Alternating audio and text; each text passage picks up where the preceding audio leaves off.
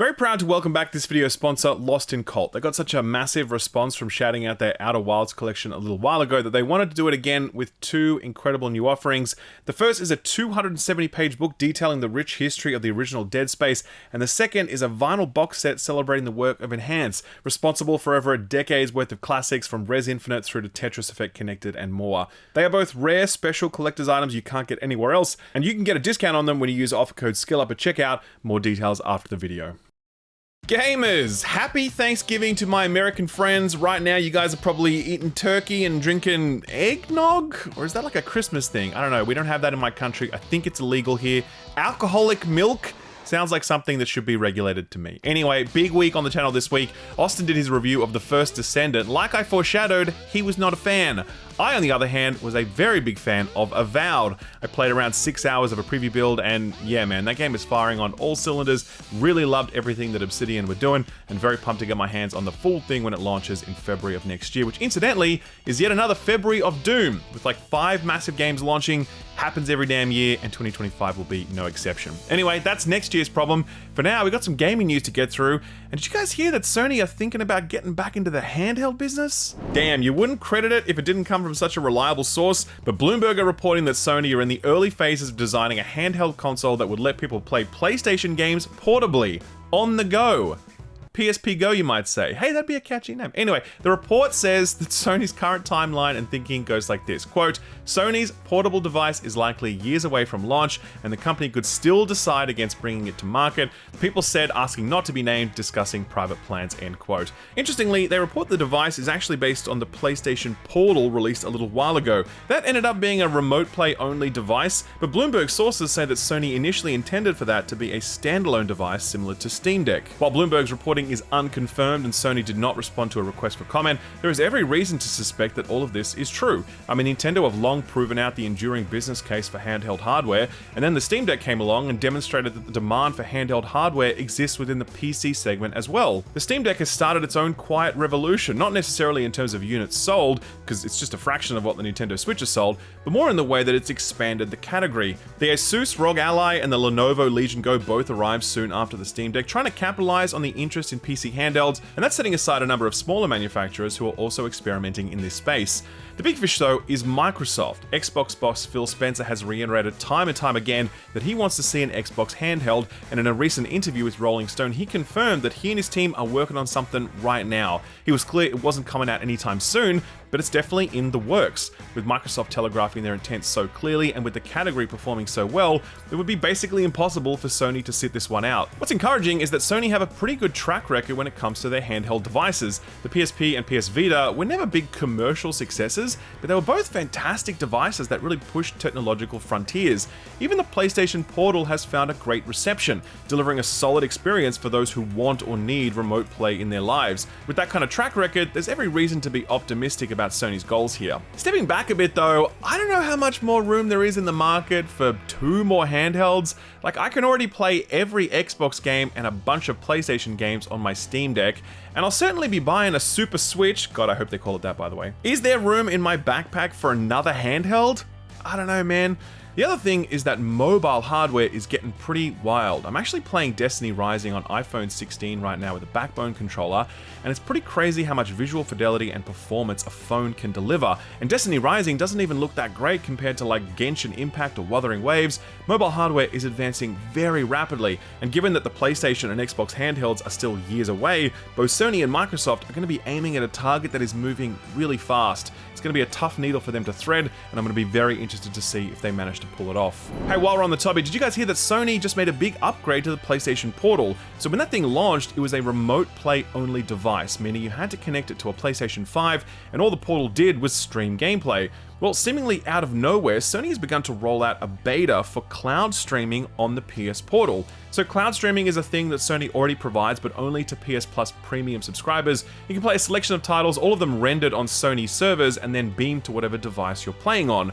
Only certain devices are supported though, and now one of those devices will be the PlayStation Portal. The beta gives you access to a raft of titles, and the initial reports are really positive. I'd love to test it for myself, but Sony in their infinite wisdom have not yet rolled out cloud streaming in Australia or New Zealand. I mean, I get it, our internet infrastructure here is still mostly comprised of repurposed coat hanger wire, but still, it would have been nice. Anyway, keep an eye out for Sony talking more about this stuff in the future, and if you are a Portal enjoyer living in a region that supports cloud, let me know how it goes for you in the comment section. I'd love to hear your impressions. One last bit of cloud news before we move on. Xbox has finally opened up the doors on cloud streaming games you own in your Xbox digital library, and to be honest, that's pretty cool. So before this, there was xCloud, which is available to Xbox Game Pass Ultimate and PC subscribers, and that gave you the ability to cloud stream a fairly vast selection of Xbox games so long as they were part of Game Pass. This week, Xbox announced that they were making 50 games available to cloud stream so long as you own them in your Xbox library. They don't have to be on Game Pass. So Cyberpunk, for example,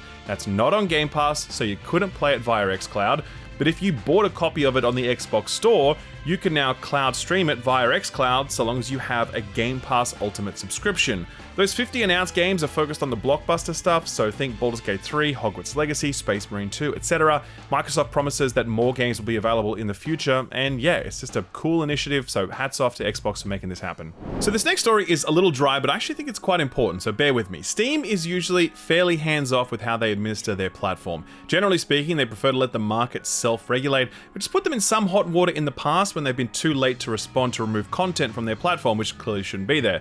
However, Steam has made some notable early interventions, like when they banned NFT and crypto games from Steam, arguing that by and large, most of them were scams, and so they had no qualms about a blanket ban. Absolutely based Gaben. Well, Gaben is back at it because this week Steam announced new rules about how publishers can sell season passes on Steam, and to be honest, these new guidelines are a big win for consumers. Up to now, publishers could just sell you season passes that were frankly nothing more than promises and pixie dust. Publishers never had to disclose what would be included in a season pass before they sold it. It was just like a trust me bro and, you know, finger guns. This is mostly relevant in the case of premium or deluxe editions where people would spend the extra money because they felt like they were getting a deal on the season pass without always knowing what that season pass contains. The new Steam guidelines state if you're going to sell a season pass, you need to publicly commit to when each content drop in the season pass will arrive. That's a commitment made to both consumers and to Steam, and Steam say that you're allowed to delay one season pass content drop once, and after that time, Steam may take action, up to and including offering people refunds on the season pass and removing it from sale. In addition, Steam say that you'll now also need to broadly describe the contents of each season pass drop without needing to go into too much detail, and that newly sold season passes must contain at least one DLC on day one, with the exception of season passes sold in pre-purchase products. So all of this is eminently sensible. Tell consumers what they're getting, tell them when they'll get it, and if they don't get it, then give the consumers their money back. In any other industry, this would be laughably obvious, but in the world of video games, we need Gaben to come in and save us. Best thing about this is, while it's specific to Steam, it will have immediate flow-on effects across the entire industry, since if you're going to make those announcements for PC season passes, you're also making them for other platforms as well. Anyway, super cool, love to see it, and stuff like this that makes me very happy to live under the benevolent dictatorship of Gaben, first of his name, long may he reign. A quick lightning round to finish off. Every few months, I like to beg and plead for someone, anyone, to pick up where EA left off with those old PS2 Lord of the Rings games. Well, it appears as though the perfect studio has got the message. Tomohiko Sho is a producer who worked on many a Dynasty Warrior game, and when speaking to The Gamer, he revealed that his dream project would be a Star Wars game, but he also threw in a mention of Lord of the Rings. Quote, "I'm interested in making Star Wars Warriors." It's actually something that popped into my mind after making Dynasty Warriors 3, that one day I'd like to make a Star Wars Warriors game. Lord of the Rings Warriors is something else that I'd really like to make. Those are two IPs that I dearly love and are dream projects that I hope I can do, end quote. God, I hope he gets the chance to do it. To be honest, I don't really think the Jedi Code would look too kindly on the sort of Muso gameplay for which the Dynasty Warriors games are known, but it's a one-to-one fit for Aragorn and his buddies. Plus, we are long overdue for a good Lord of the Rings game, and I have serious doubts about that upcoming cozy game set in the Shire. Here's a potentially big story that we just don't know enough about yet. Eurogamer is reporting that Nintendo is closing the eShop in China in 2026, and from that point on, it will no longer sell digital games in China. It will also end all online services, so stuff like multiplayer.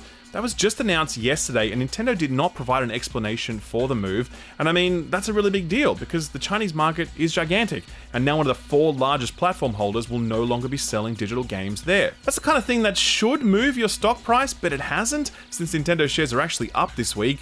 Honestly, this is just really baffling news, and we're going to have to wait to learn more about it. No doubt Nintendo will start providing some clarification to investors sometime soon. Some rare good news from publisher 2K Games. They're sunsetting their god-awful PC launcher. It's a relic from a time when every publisher thought it would be a good idea to have their own launcher to bypass Steam, until they realized that people would rather stop buying games than put up with a dozen shitty launchers. The decommissioning will be supported by patches to affected games to make them playable without the launcher, so that's good, since they could have just not done that and it would have rendered a number of games permanently unplayable. These changes will roll out over the coming months, so check official channels for more info. The Golden Joystick Awards happened this week, hosted by the one and only Ben Starr. It's the longest running video game awards ceremony, and the winners are all player voted, a stark difference from the Game Awards, where game critics decide the winners. Big winners included Final Fantasy VII Rebirth for soundtrack and storytelling, Shadow of the Erdtree for best expansion, no surprises there, Amazon's Fallout for best adaptation, Balatro for the Critics' Choice Breakout Award, and the Ultimate Game of the Year Award went to Black Myth Wukong, so a big congrats to the team at Game Science for that one.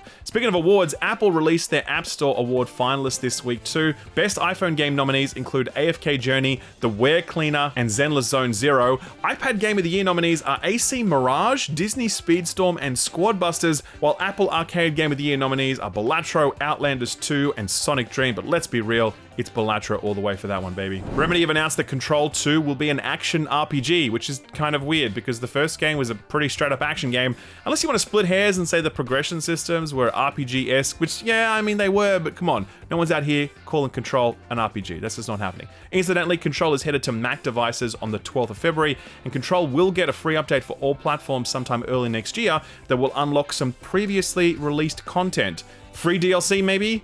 Would be a very good way to get people excited about a sequel. Speaking of Remedy, they've confirmed that Alan Wake 2 was sold through 1.8 million units, which is frankly not enough, and we should all be ashamed of ourselves. What's that? You already bought Alan Wake 2? Well, buy another one. Give it to your mum for Christmas. She'll love it. Interestingly, and I don't think I've seen this before, but Remedy announced the number of copies it would need to sell for both of their upcoming games to break even. FBC Firebreak is a co-op shooter that Remedy are putting out, and they say they'll need to ship 3 million units for it to break even, while Control 2 will need to ship 3.4 million units.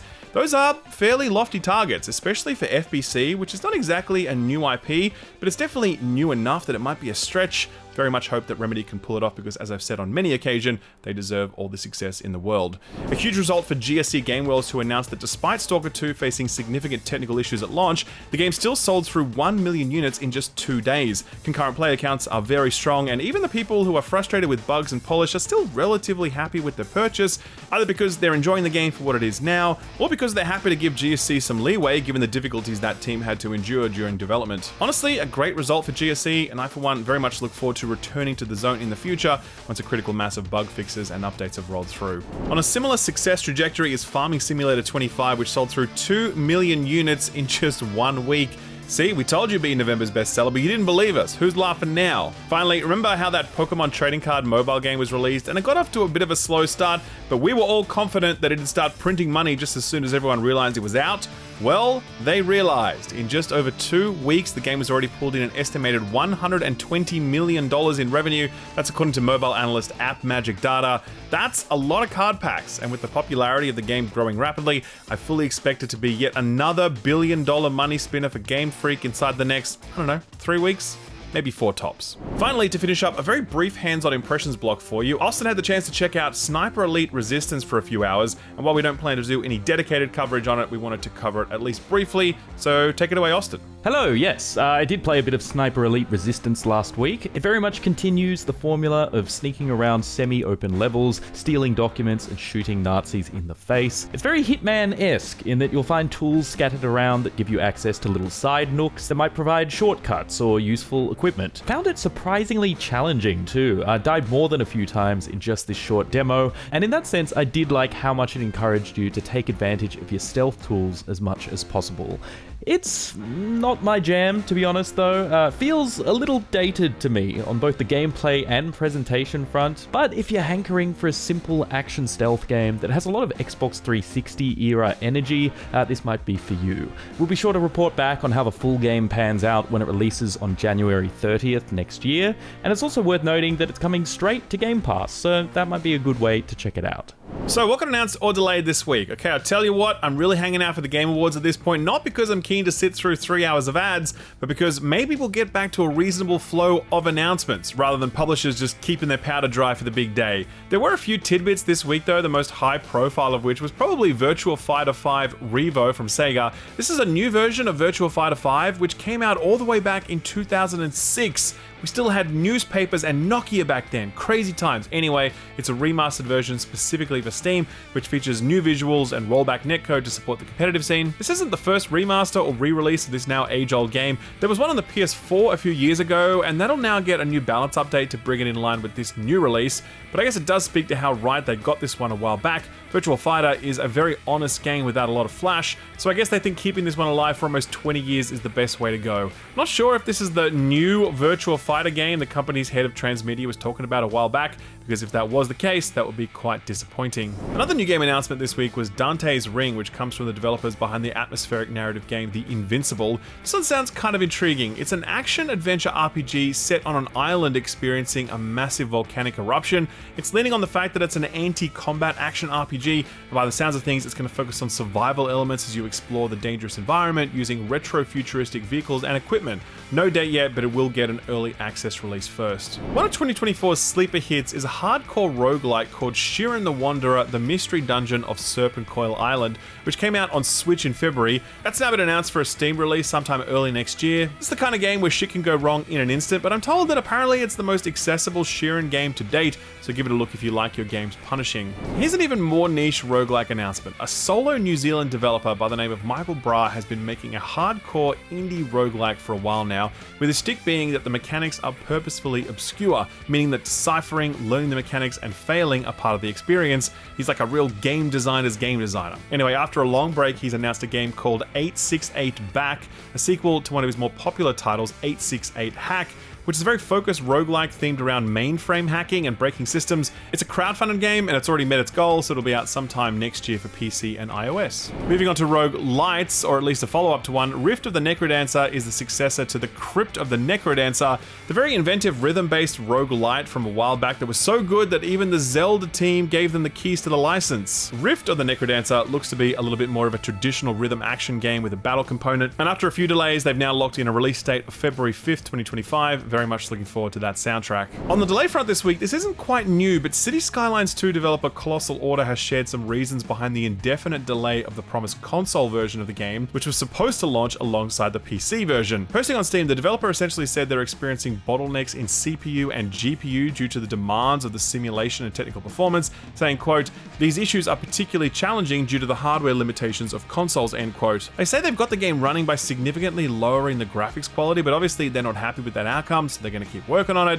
Look, I don't want to make any big assumptions here, but given the issues that the PC game faced at launch, there's clearly something up with the way this game was built, whether it was too ambitious or just coded the wrong way. The language here tells me that they're like one announcement away from permanently cancelling the planned console release. It certainly wouldn't be the first time that sort of thing has happened after a console port development process has hit the rocks. No matter what happens, I will keep you posted. So what came out last week? Well, it sure has been a buggy old week for the latest video game releases. Last week gave us Stalker 2, but we already covered that one pretty well. If you're playing it right now, I sure hope that day one patch gave you a better experience than I had. That wasn't the only Game Pass affiliated game that had issues, however, because Microsoft Flight Simulator 2024 had a hell of a time taking off last week. The new game relies a lot more on Microsoft's Azure cloud architecture to stream in assets, and well, they probably should have spent a whole bunch more money on that side of the business, because the first few days were atrocious for all the budding pilots wanting to log in and crash into their house. The game was plagued with login issues, assets not loading in, but it did give us some great little Easter eggs like this this hilarious dude that loads in when the actual characters can't. On Steam, the game currently sits at a mostly negative rating with over 6,000 people chiming in. So yeah, maybe stick to the 2020 version for a little while, or a long while, I'd wager. New survival game Towers of Aghasba also launched into early access on the same day as Microsoft Flight Simulator, and that has also had its fair share of bugs, landing on a mixed rating on Steam, 62% of reviews positive. A lot of the criticisms have been around the bare bones multiplayer mode. Obviously, a lot of people love to play these games with a friend, but Towers of Aghasba is currently mostly focused on the single player experience. But there are a fair number of reports of other bugs as well, like this one from Tox, quote, "Keep your hands off and don't touch it at the moment." A game with potential that for me personally is being destroyed more and more with every patch. I was able to play it without any problems at the beginning, but now it's a complete disaster and no longer playable for me. This ranges from exorbitant loading times to entire villages, NPCs, animals, and plants, as well as items no longer being loaded into the game, end quote. Austin also tried this one, funnily enough, and he more or less said the same thing. There were some big progress blocking bugs that were significant enough that he basically had to stop playing it and say, "I'll come back to this when it's fully cooked." So yeah, do keep that in mind if you're planning on picking this one up anytime soon. Austin is now taking a look at Supervive, which just launched into early access after a very popular closed beta test. This is a free-to-play game that's kind of like a MOBA meets Battle Royale meets Hero Shooter. Sounds like kind of a mess, but most reports say it's working pretty well, and it seems to have a moderately healthy audience at a time when games like this are basically going out to die. Very positive rating on Steam now with about 4,000 reviews counted, 89% of them positive. A Steam user known only as Dog has about 20 hours in the game and had this to say, quote, "Lots of fun in its current state despite being somewhat incoherent. Balances all over the place, tons of items and mechanics feel somewhat shoehorned in and poorly integrated, but the core gameplay, however, is absolutely spot on. Even the most problematic elements of the game haven't led to any frustration. I can't say I have the utmost faith this game will exist in a year, but I definitely hope it does. I'd recommend you give it a shot, even if you hate Battle Royale or MOBAs," end quote. Loco Motive was that comedy point-and-click adventure game set on a train, and that seems to have landed pretty well with critics hitting a strong 77 on OpenCritic and 98% positive reviews on Steam.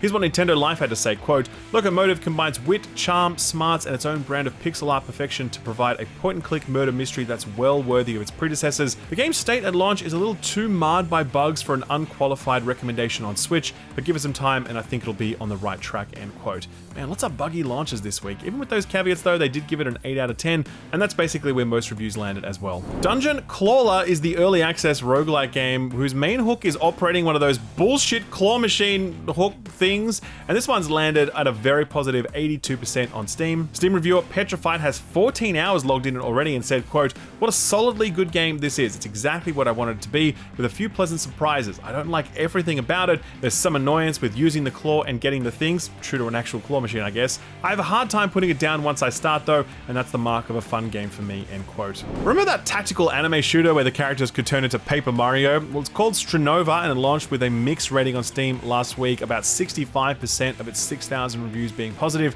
One of the biggest complaints of users is that it's region locked, so if you have friends in other territories, you can't play with them. But otherwise, the sentiment says that it's fun and simple, with touchstones like Valorant and Overwatch being frequently mentioned. Steam user Yui has over 50 hours in this thing already and said, quote, "If you love anime, women, and guns, then this truly is the game for you," end quote.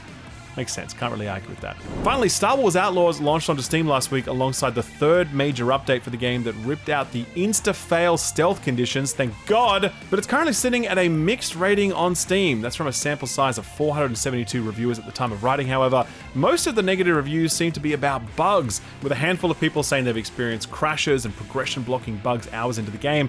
There is a Ubisoft developer in the responses to some of these reviews offering step-by-step fixes, but if you were thinking of grabbing this one on Steam and haven't yet, maybe hold off. It's obviously not quite finished. So what's coming out this week? Well, remember Trombone Champ? Sure you do. Don't you think that would be even funnier if it was in VR?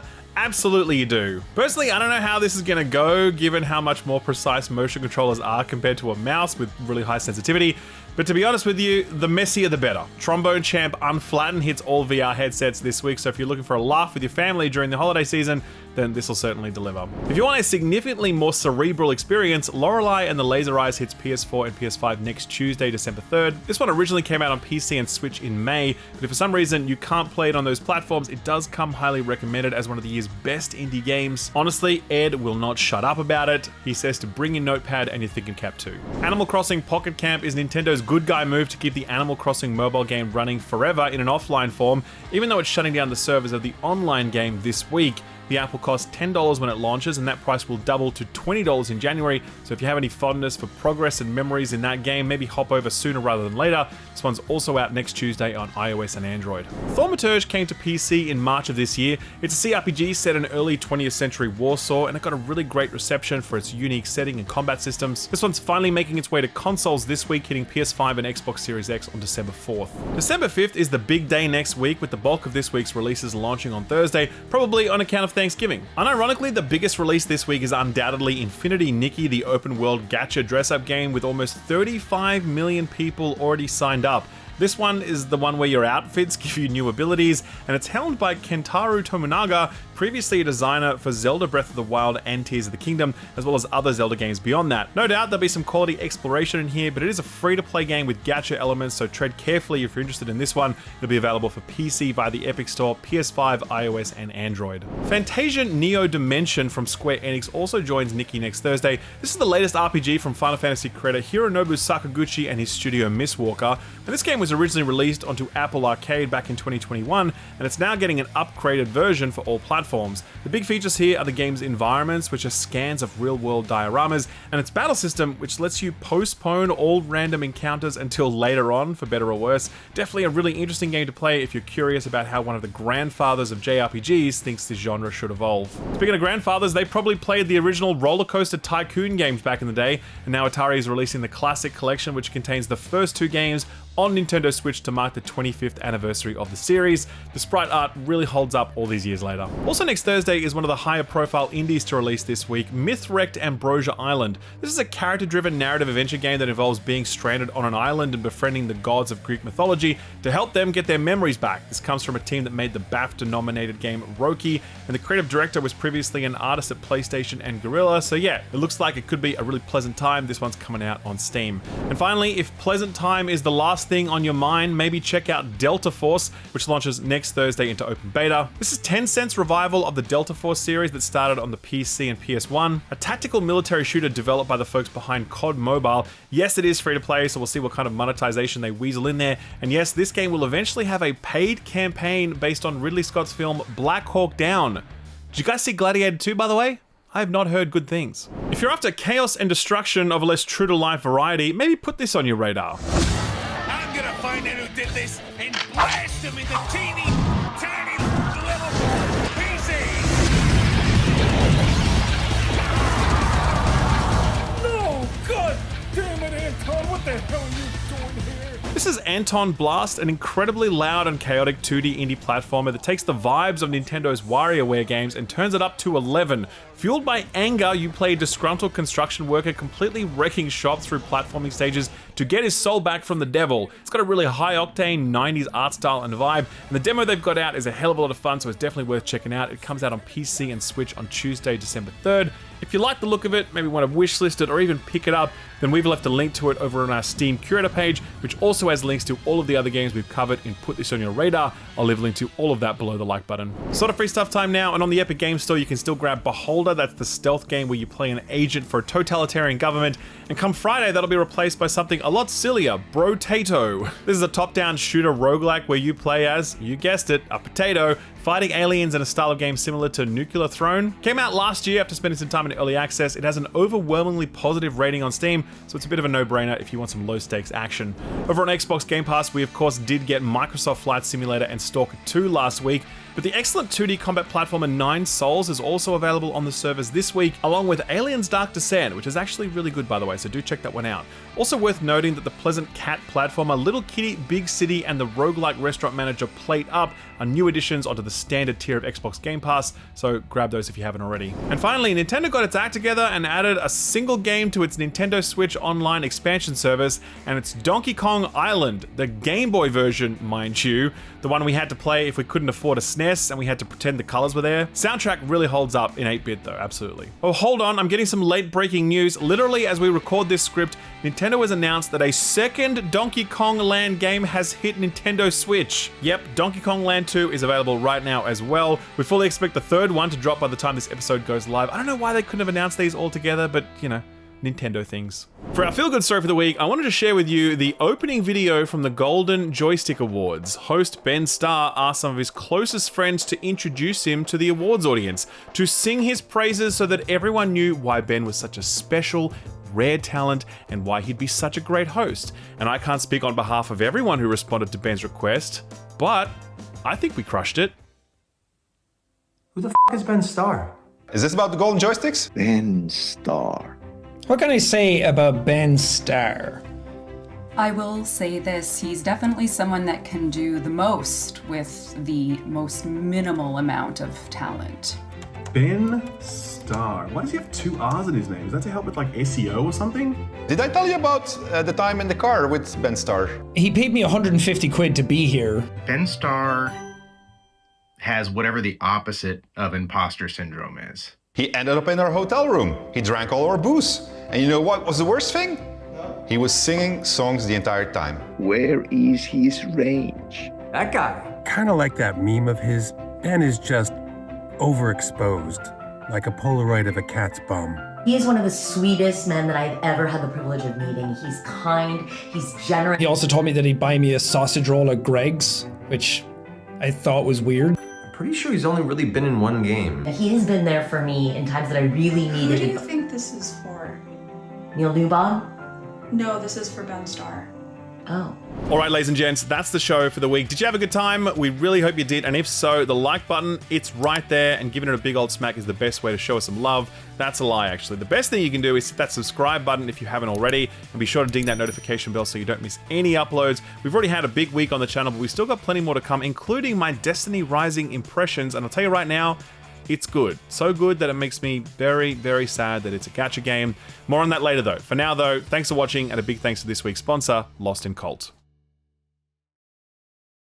So you might have seen last month we partnered up with this video sponsor, Lost in Cult, to profile some of what they do. If you haven't heard of them before, they specialize in making beautifully crafted collections of books, music, and memorabilia, all of it celebrating the rich history of video games. I'd earlier bought their Sable book because I love Sable, and the chance to have that art on my coffee table, I just couldn't turn that down. Last month they announced their most requested project ever, a richly detailed and beautifully presented book looking back at Outer Wilds, my favorite game of all time, and I think one of the most important games ever made.